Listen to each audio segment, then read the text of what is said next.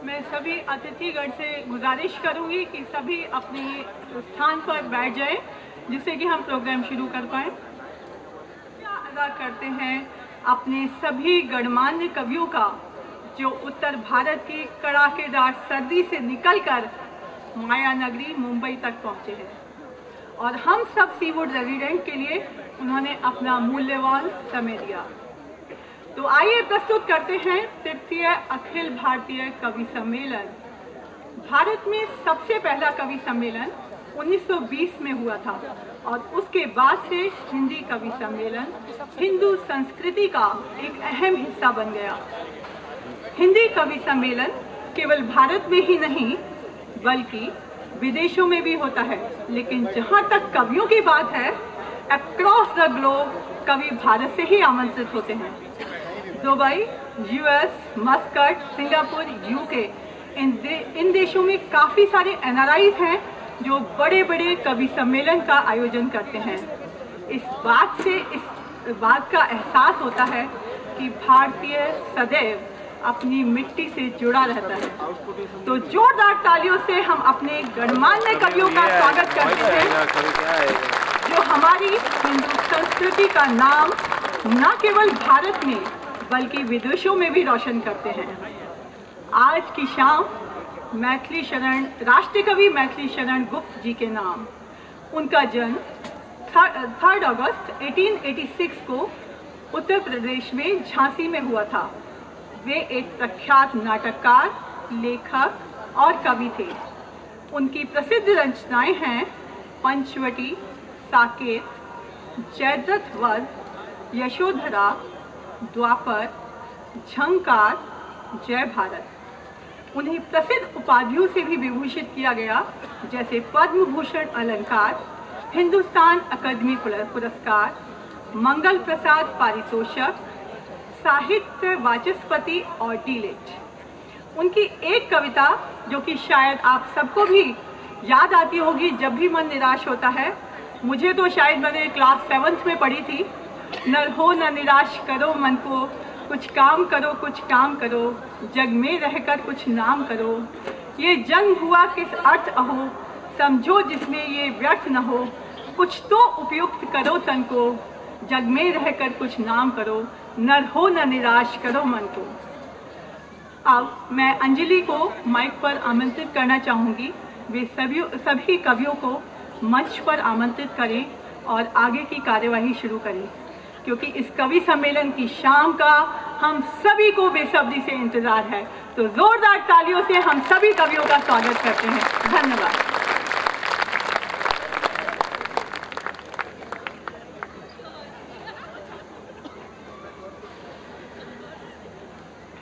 धन्यवाद मंजू जी। नमस्कार और शुभ संध्या।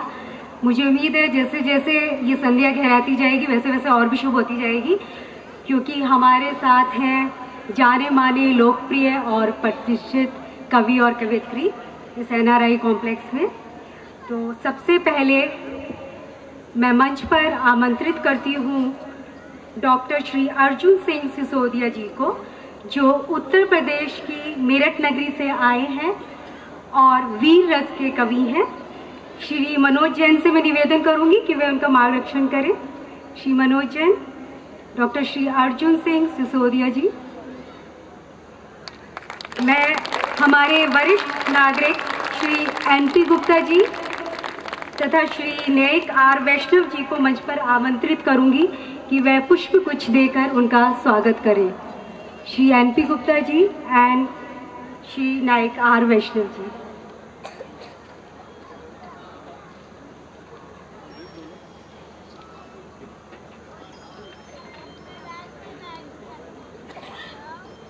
श्री वैष्णव जी आप यहाँ पर हैं।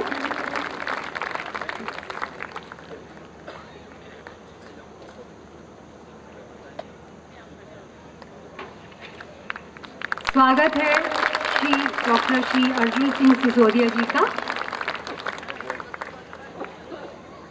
अब मैं आदरणीय श्री अरुण जैमिनी जी, जो कृष्ण की नगरी मथुरा से हमारे बीच आए हैं, मैं उनका स्वागत करना चाहूँगी और मार्गदर्शन के लिए श्रीमती संजना से निवेदन करूँगी कि वह उन्हें मंच तक लाएं। हमारे डायरेक्टर श्री राजेश झा एवं श्री पीयूष सक्सेना जी से निवेदन करूँगी कि वे मंच पर आएं और उनका स्वागत करें पुष्प गुच्छ देकर।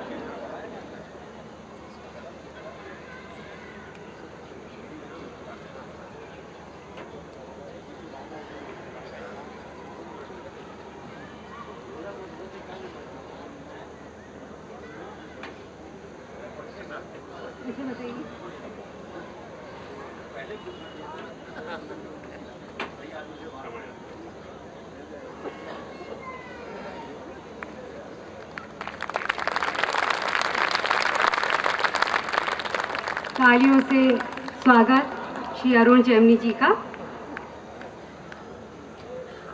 देश के प्रतिष्ठित कवि श्री शशिकांत यादव जी, जो हमारे लिए इंदौर से आए हैं, उनका स्वागत है और उनके स्वागत के लिए मैं आमंत्रित करूंगी मिस्टर SK मिश्रा व मिस्टर स्वराज सिंह को। वे मंच पर आएं और उनका पुष्प गुच्छ से स्वागत करें। मनोज जी कृपया सहायता करें।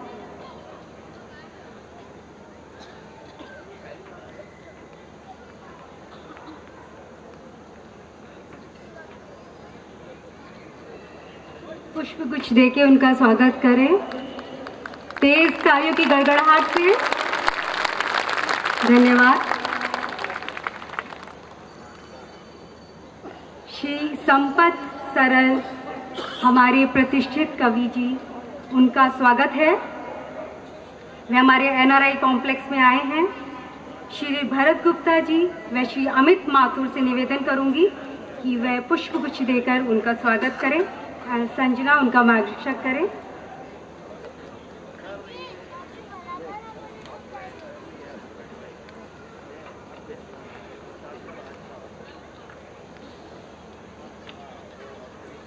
श्री अमित माथुर एंड भरत गुप्ता जी,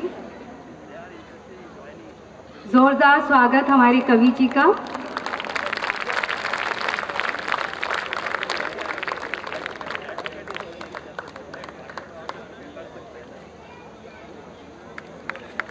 बहुत बहुत स्वागत है आपका यहाँ पर।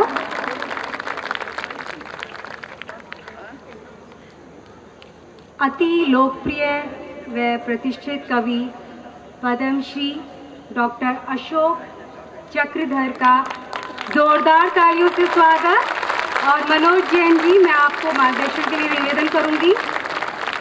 श्री KB अग्रवाल और श्री अरविंद गुप्ता जी को मंच पर आमंत्रित करूंगी कि वे उनका स्वागत करें। Shri KB Agarwal and Arvind Gupta. श्री अशोक चक्रधर जी को हमने बचपन से ही दूरदर्शन पर देखा और आज हम अपने साथ देख रहे हैं, तो जोरदार तालियों से स्वागत उनका।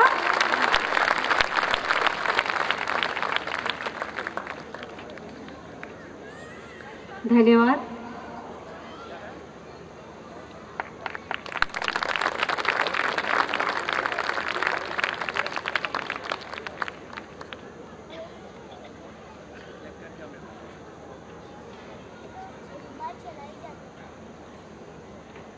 हमारे बीच एक कवियत्री अभी आने वाली हैं, डॉक्टर सुमन दुबे। वो थोड़ा फ्लाइट की वजह से लेट हो गई हैं, बट वो ज़रूर यहाँ पर आएंगी, तो हम उनका इंतज़ार करेंगे। तब तक मैं सीमा अग्रवाल को बुलाऊंगी कि वो आगे अपना कार्यक्रम पेश करें। Thank you.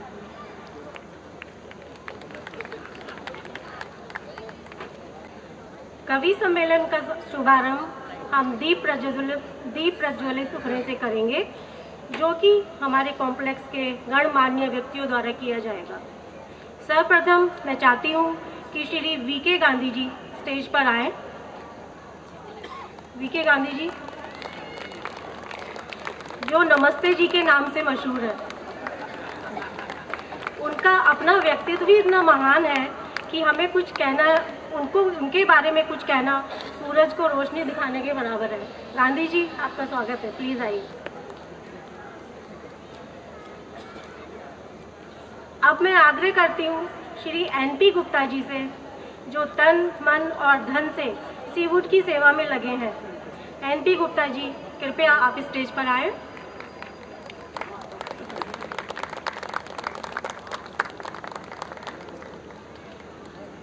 इसके बाद श्री राजेंद्र बिहारी जी, श्री राधेश्याम अग्रवाल जी और श्री अशोक भिवानी जी से आग्रह है कि वो स्टेज पर आए। श्री अशोक भिवानी जी का सीवुड्स के लिए लीगल कमेटी में बहुत बड़ा योगदान है। कृपया दीप प्रज्वलित करके इस महापर्व का आरंभ करें।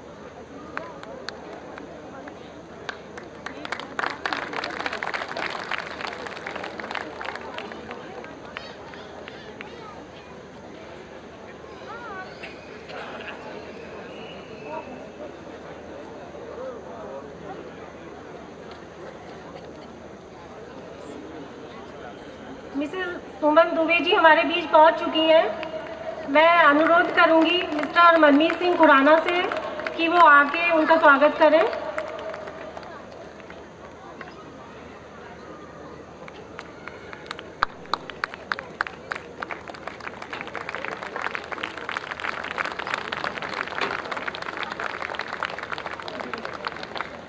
और रितु, आप भी प्लीज स्टेज पे आइए और सुमन जी का स्वागत कीजिए।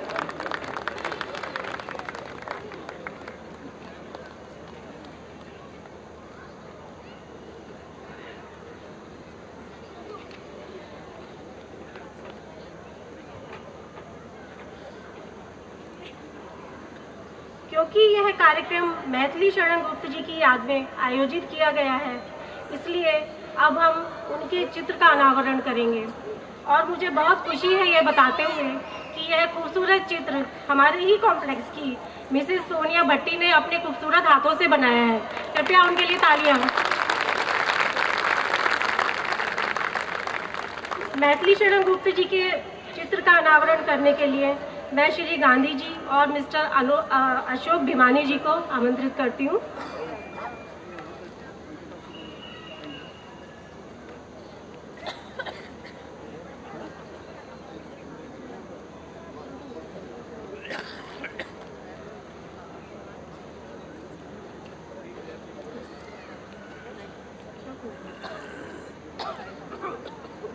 सब लोग जोरदार तालियों के साथ स्वागत करेंगे।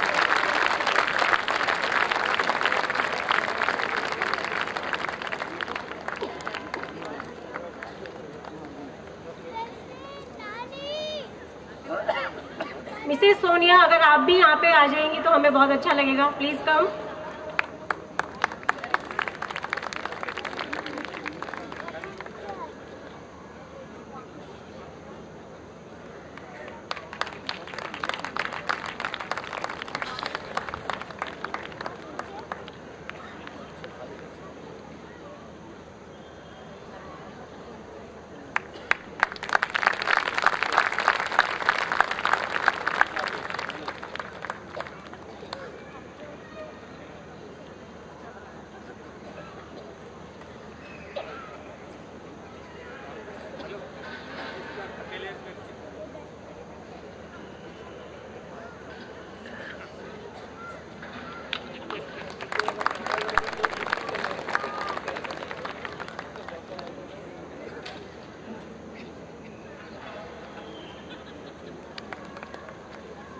अब मैं मिस्टर गांधी जी को आने के लिए आमंत्रित करती हूँ। वो आपसे 2 शब्द कहेंगे। गांधी जी प्लीज आइए।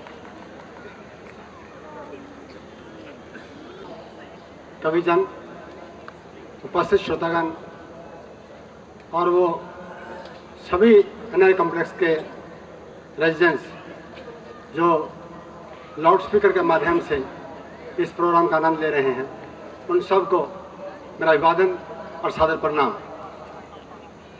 मैं कोटि कोटि धन्यवाद करना चाहता हूं आयोजकों का, जिन्होंने एक अरसे के बाद हमको इन कवि सम्मेलन के अंदर शामिल किया। बहुत वर्ष पहले की बात है, तकरीबन 1980-90 की सदी की बात है। मेरी पोस्टिंग उस टाइम मथुरा में थी।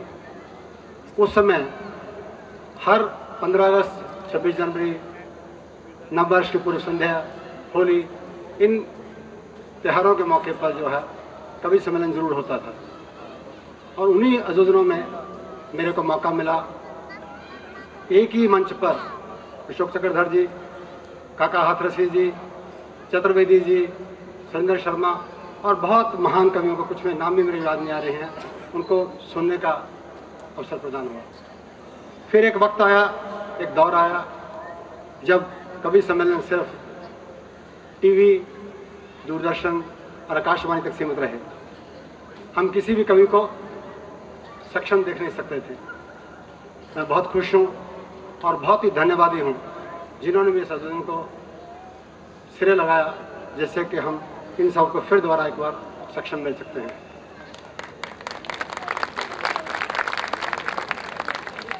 मैं कुछ शब्द कहना चाहता हूँ कवियों के महिमा के बारे में। इसको मेरी छोटी मुँह बड़ी बात, जब सूरज को दिव्य दिखाने के समान ना समझा जाए। इतिहास गवाह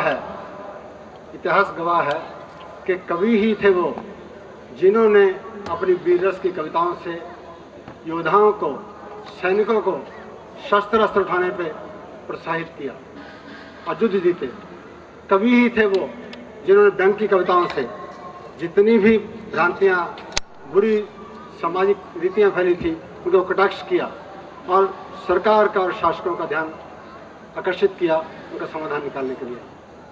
कवि ही हैं वो जो अपनी कल्पना से आसमान में उड़ते पक्षी, पर्वत की ऊंचाई, समुद्र की गहराई घर बैठे बैठे माप देते हैं और उसका वर्णन करते हैं अपनी कविता के अंदर में। कवि ही हैं वो जो हमको समाज के साथ, संस्कृति के साथ, भारतीयता के साथ जुड़े हुए हैं। हमारे बच्चों को, हमको अगर जुड़े रहने का है अपनी संस्कृति से, तो इन कवियों की शरण लीजिए, इनको सुनिए, इनकी बात ध्यान से गौर कीजिए।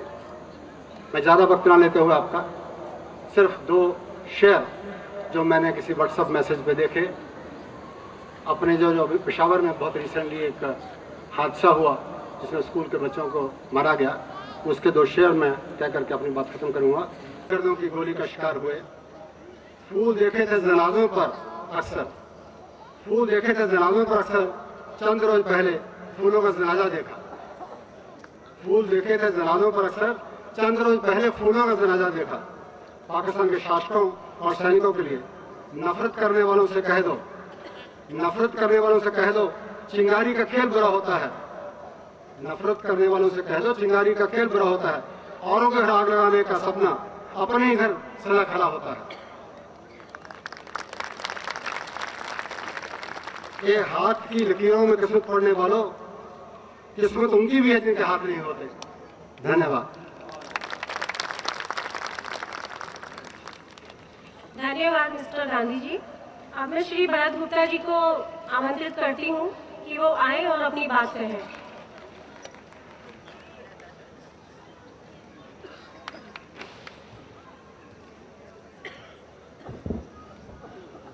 मैं इतने विशाल जन समूह को देखकर और इतने बड़े बड़े कवियों को देखकर थोड़ा घबरा गया हूँ, और मैं अति असमंजस में हूँ कि पहले स्वागत किसका किया जाए, कवियों का या इस विशाल श्रोतागणों का या अपने प्रायोजकों का। कहते हैं कि कवि में सरस्वती बसती है, लेकिन ये सरस्वती का आगमन भी तब होता है जब सरस्वती के पास लक्ष्मी पहुंचती है। अगर लक्ष्मी की व्यवस्था ना हो तो ये सरस्वती का आगमन भी नहीं होगा, और फिर इतना विशाल जन समूह यहाँ पे एकत्रित नहीं होगा। लेकिन इस विशाल जन समूह के लिए भी मुझे कुछ कहना है। ये इतना जो विशाल जन समूह आया है, इसमें बहुत बड़ा हाथ माँ अन्नपूर्णा का भी है। अगर यहाँ पर भोजन की व्यवस्था नहीं होती तो हमें शायद आधे से भी कम श्रोतागण नजर आते हैं। जब हम यहाँ पास देने के लिए जाते हैं तो पूछते हैं, अरे भाई भोजन की व्यवस्था है क्या? तो हम कहते हैं भोजन की व्यवस्था नहीं है। तो कवि सम्मेलन में कौन आएगा? हमें कहना पड़ता है भोजन की व्यवस्था है। तो कहते हैं ऐसा है, हम 2 जन आएंगे लेकिन आपको 6 लोगों का कूपन देना पड़ेगा। तो हम कहते हैं भाई क्या करें, अभी श्रोतागण तो हमें चाहिए ही। तो 2 व्यक्ति कार्यक्रम में आएंगे और 6 व्यक्ति भोजन करें। तो इसके लिए लक्ष्मी की व्यवस्था तो बहुत करनी पड़ेगी। तो इसलिए मजबूरन मुझे सबसे पहले स्वागत करना पड़ता है अपने प्रायोजकों का, और फिर इन महान कवियों का, और फिर अपने श्रोतागणों का। अब कुछ शब्द राष्ट्रकवि मैथिली शरण गुप्त के लिए। मैथिली शरण गुप्त अपने समय से बहुत आगे थे। आज अधिक से अधिक लोगों को नोबेल पुरस्कार विजेता सर बर्ट्रैंड रसल का नाम मालूम है, जो अपने समय से बहुत आगे थे, जिन्होंने 75-80 वर्ष पूर्व नारी की व्यथा के ऊपर और नारी की स्थिति के ऊपर बहुत लिखा था। लेकिन हमारा ध्यान मैथिली शरण गुप्त की ओर नहीं जाता है। आज से उन्होंने लगभग 60 वर्ष पूर्व लिखा था, अबला जीवन हाय तुम्हारी यही कहानी, आंचल में है दूध आंखों में है पानी।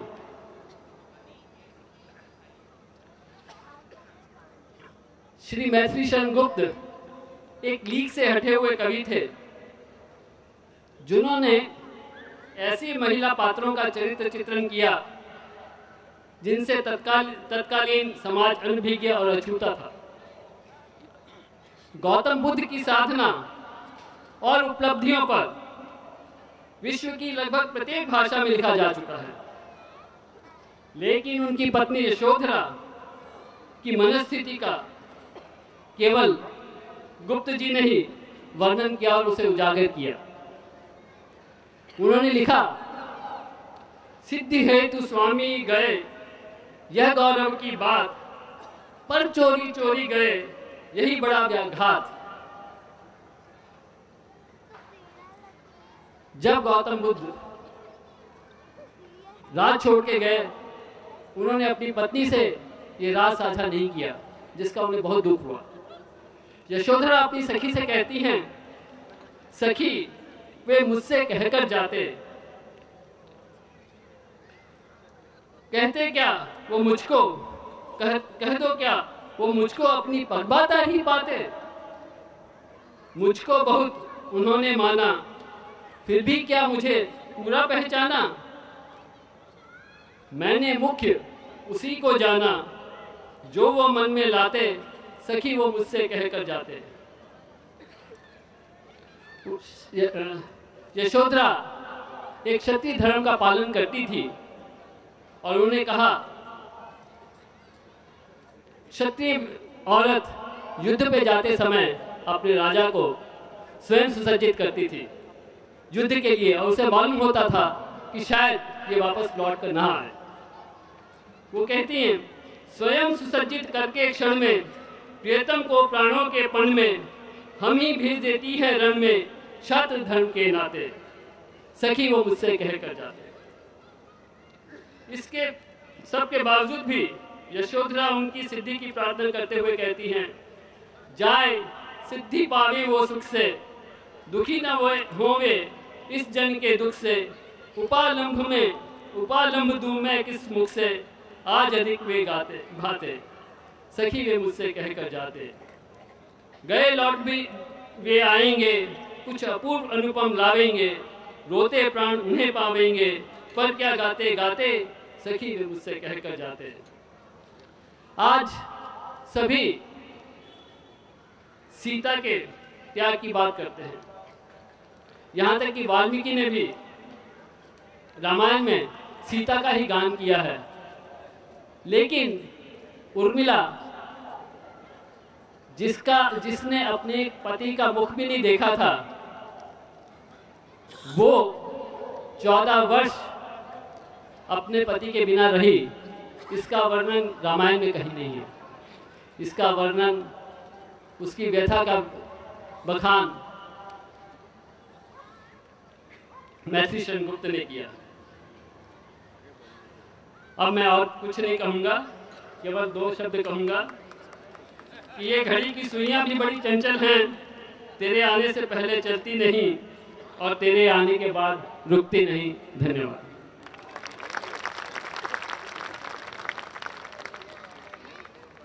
हमारे मुख्य अतिथि श्री सुबोध कुमार, IAS, भूतपूर्व आयुक्त BMC, वाइस चेयरमैन जी इंटरनेट, हम उनका स्वागत करना चाहेंगे। कृपया संजना आप हमारे मुख्य अतिथि का मार्गदर्शन करें, और मैं KB अग्रवाल और श्री अमित माथुर को मंच पर आमंत्रित करूंगी कि वह उनका पुष्पगुच्छ देकर स्वागत करें।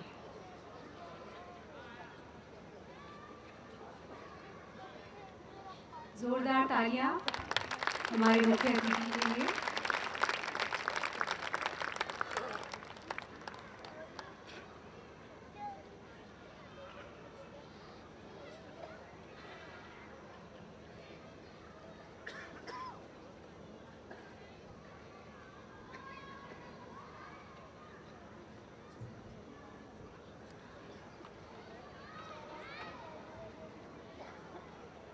आपका स्वागत है श्री सुबोध कुमार जी। धन्यवाद।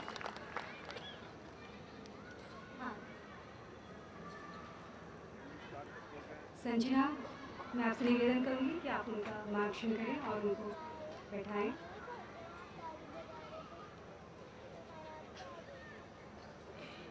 अभी अब हमारी एनआरआई की प्रतिभाशाली कलाकार की प्रस्तुति है, जिसके बारे में सीमा अग्रवाल कुछ बताएंगी।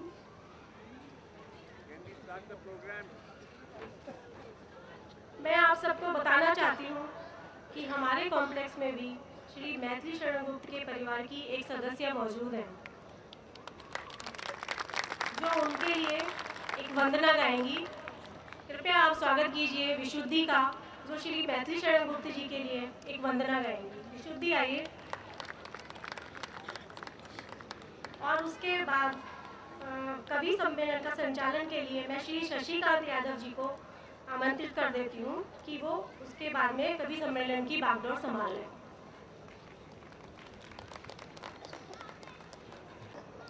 नमस्कार। सर्वप्रथम मैं वंदना शुरू करने के पूर्व आप सभी का और हमारे गणमान्य कविजनों का सीवुड्स परिवार की ओर से हार्दिक हार्दिक अभिनंदन और स्वागत करती हूँ। राष्ट्रकवि मैथिली शरण गुप्त जी के प्रसिद्ध संकलन साकेत से ली गई एक रचना को मैंने स्वरबद्ध किया है। उन्हें अपने सुरों के माध्यम से आज मेरा बहुत बड़ा सौभाग्य है कि मैं उन्हें श्रद्धा सुमन और स्वरांजलि अर्पित करती हूँ।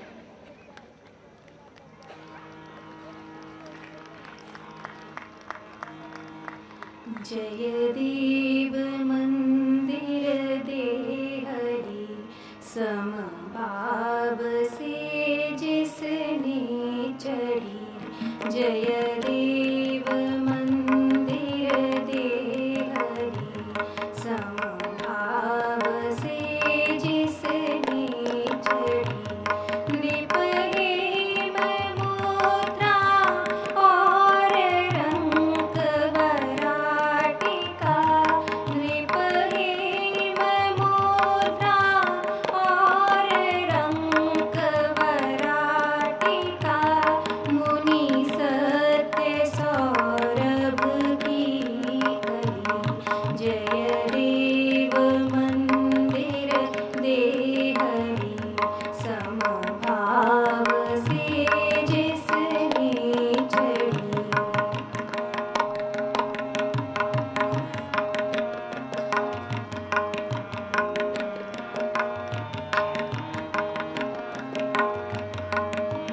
बैठ आ मानस मराल सनाथ हो। बैठ आ मानस मराल सनाथ हो।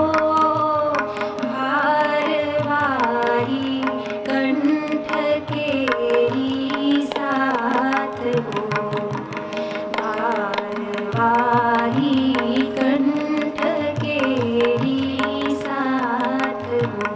जय देव मंदिर दे हरि समभाव से जिसने चढ़ी।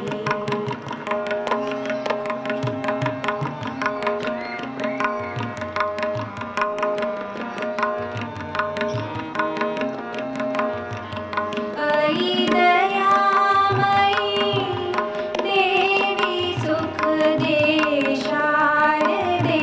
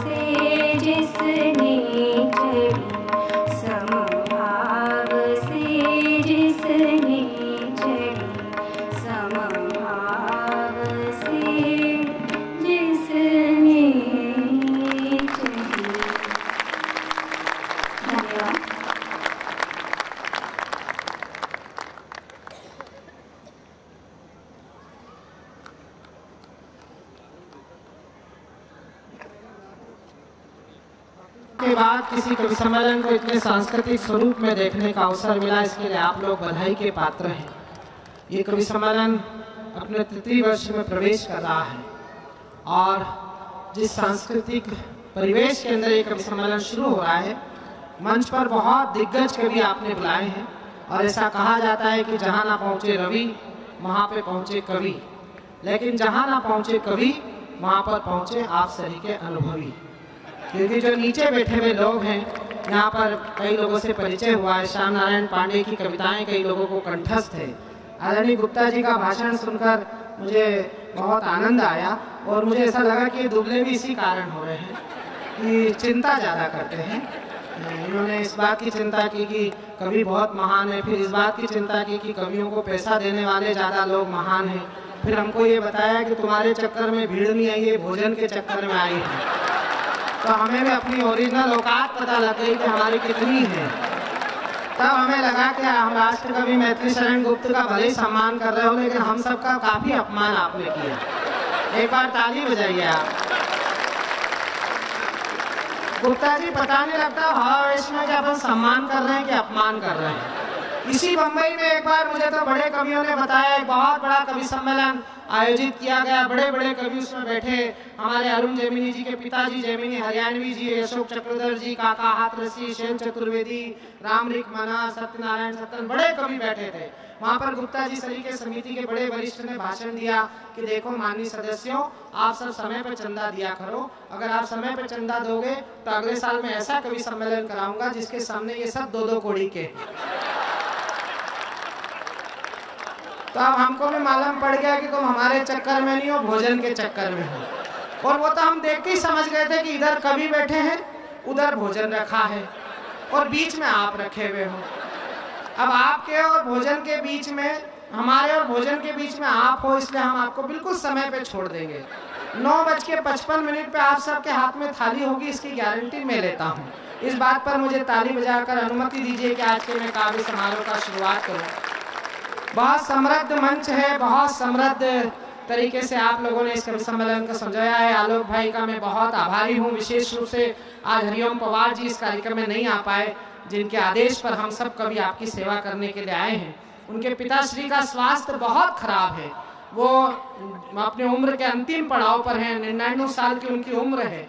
और हम सब ने उन्हें संयुक्त रूप से कहा कि आज की रात, आज के शाम के कवि सम्मेलन में हम सब भगवान से प्रार्थना करेंगे कि वो आपके पिताश्री को स्वास्थ्य लाभ दे। एक बार आप भगवान से प्रार्थना करिए ताली बजाकर कि उनके पिताश्री बहुत जल्दी स्वस्थ हों और जैसा आप उन्हें सुनना चाहते हैं वो आपके बीच आए। आइए, राष्ट्र कवि मैथिली शरण गुप्त को मुंबई में इस तरह से कोई याद कर सकता है, ये देखकर माननीय अशोक चक्रधर जी की आंखों में जो चमक मैंने महसूस की है, मैं आप सबको बधाई देना चाहता हूँ। आप सबका, हमारी पूरी हिंदी कविता की परंपरा रही है कि आप इस तरह से हमारे बड़े कवियों को याद करते हैं। मुझे आलोक जी ने बताया कि पिछला कवि सम्मेलन हमने राष्ट्र कवि दिनकर जी के नाम किया था। इस कवि सम्मेलन को हम मैथिली शरण गुप्त जी के नाम कर रहे हैं। हम कोशिश करेंगे कि उनकी यश यात्रा में थोड़े से कदम हम भी बढ़ा पाएं। एक हमारी शुरुआती संचालिका थी, उन्होंने कहा कि हिंदी कविता हिंदू संस्कृति का परिचायक है। मुझे आज संपत भाई ने बताया कि हम लोगों की जिम्मेदारी बढ़ रही है। हिंदुस्तान की वाचिक परंपरा में, हिंदुस्तान में 2 भाषाएं जो हैं, हिंदी और उर्दू, वो किसी धर्म की परंपरा का निर्वहन नहीं करती, वो हिंदुस्तानी समाज की परंपरा का निर्वहन करती है, जो पूरी दुनिया के अंदर अपनी यशगंध और अपना झंडा ऊंचा करती है। हिंदी कविता के बारे में बहुत लंबी यात्रा है।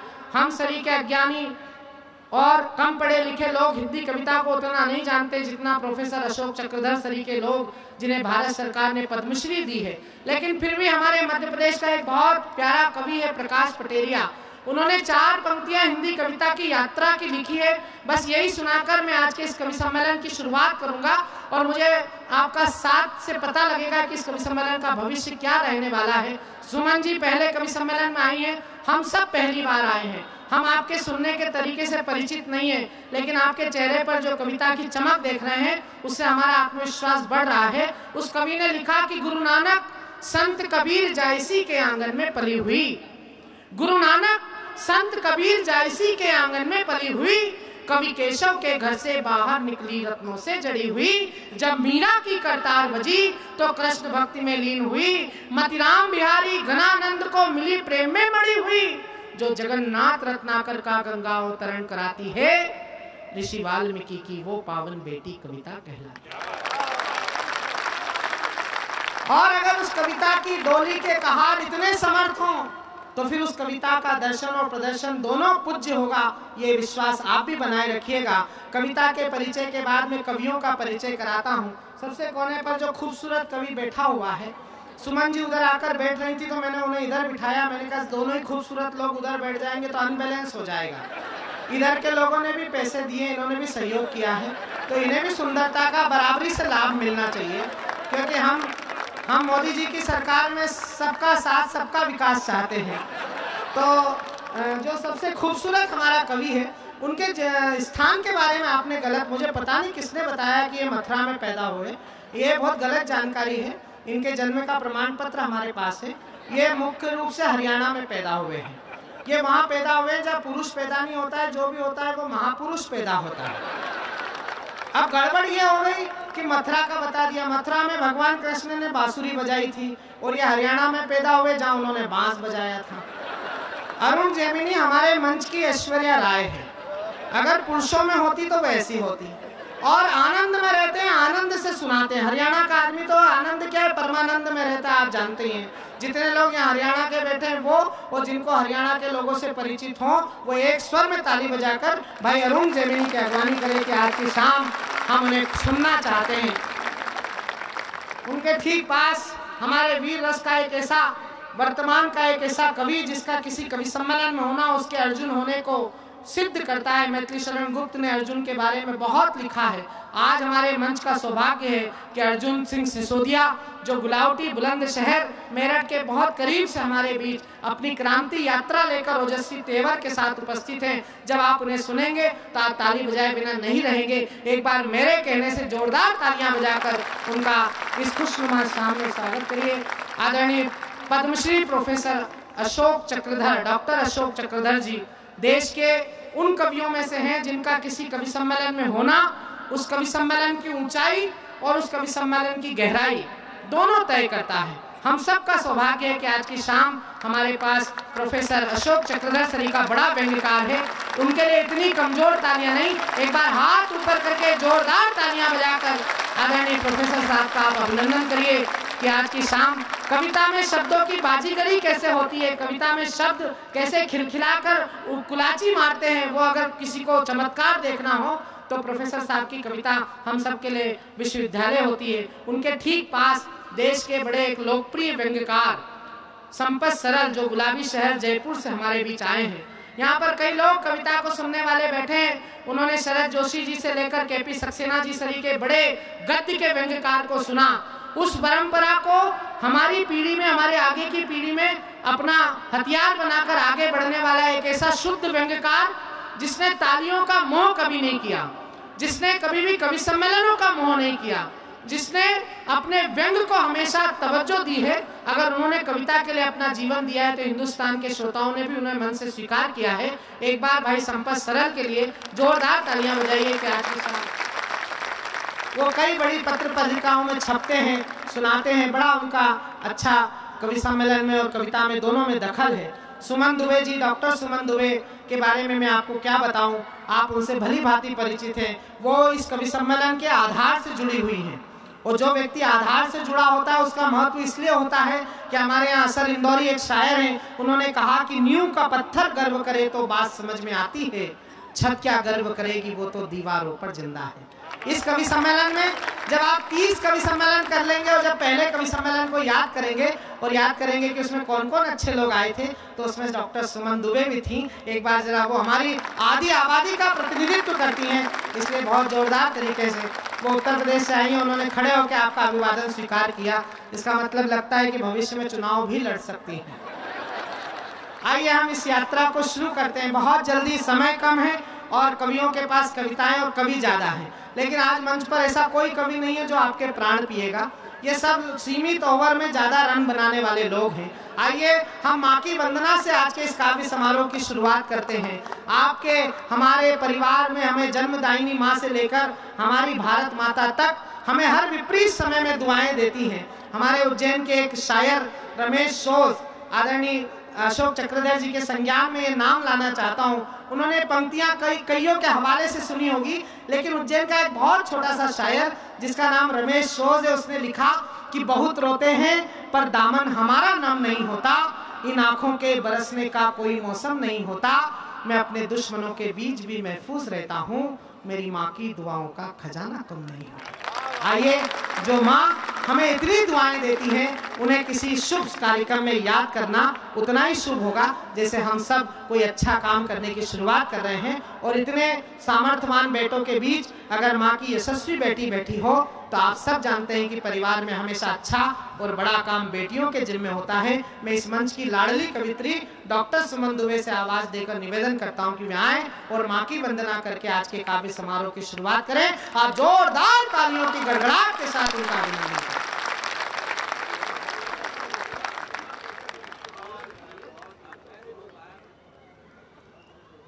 बहुत ही खूबसूरत संचालन शशिकांत जी कर रहे हैं। शुरुआत ही इन्होंने इतनी खूबसूरत कर दी है, इसके बाद तो कवि सम्मेलन अपने आप में महोत्सव होता जाएगा। मुझे माँ वागीश्वरी की वाणी वंदना के लिए मंच से आदेशित किया है इन्होंने। माँ वागीश्वरी को नमन करते हुए आप सबकी उपस्थिति को नमन करती हूँ, वंदन आप सबका अभिनंदन करती हूँ। और चूंकि समय से इस कवि सम्मेलन को समाप्त भी करना है तो मैं सीधे सीधे आप सबसे ये निवेदन करती हूँ कि थोड़ी देर के लिए आप माँ वागीश्वरी के चरणों में अपना तन मन समर्पित कर दें, मेरे साथ साथ हो जाएं। आइए शब्दों के सुमन माँ वागीश्वरी के चरणों में समर्पित कर रही हूँ, सुनिएगा।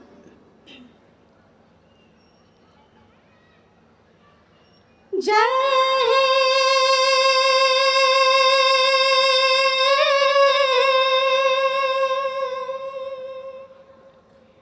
वीणा वादिनी, जय हे वीणा वादिनी, जय हे वीणा वादिनी, जय हे वीणा वादिनी, जय हे वीणा वादिनी। सात सुरों की सृजनहार तू, वीणा के नव तार तार तू, सात सुरों की सृजनहार तू, वीणा के नव तार तार तू। धन्य धन्य है माँ सरस्वती,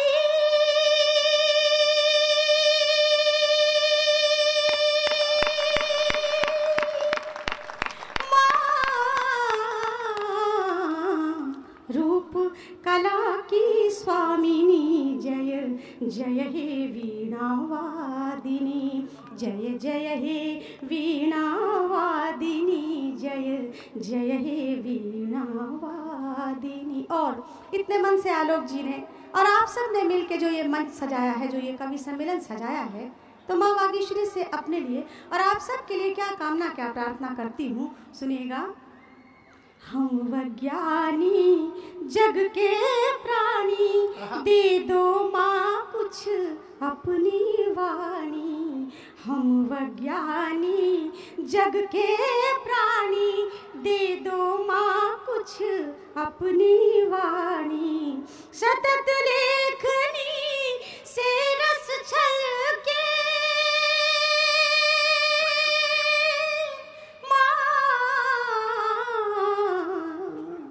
वर दो हे वरदायिनी, जय हे वीणा वादिनी, जय हे वीणा वादिनी, जय हे वीणा वादिनी।